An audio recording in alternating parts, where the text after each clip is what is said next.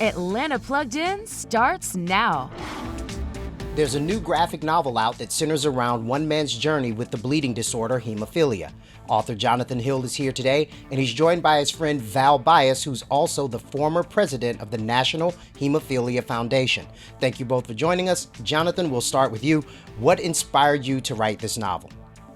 I wrote the graphic novel, Blood of the Paladin, to help capture the history and strength of the bleeding disorders community and to raise awareness about the challenges people living with bleeding disorders face on a daily basis, despite many advances in medical treatment.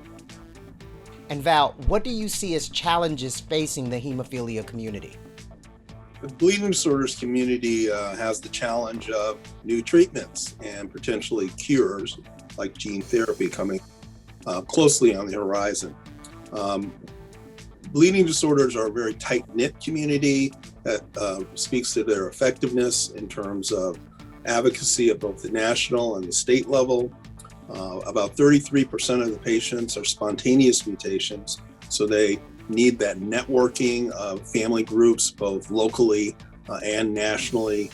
I'm afraid that when these treatments become available to people, that they'll pull apart, that they won't need their local organizations as much, they won't be as effective in their advocacy efforts, and their hemophilia treatment network that's around the country that focuses on their bleeding disorders may not survive the transition when the patients don't need to be there as much. So that's a real challenge going forward. How do we stay together?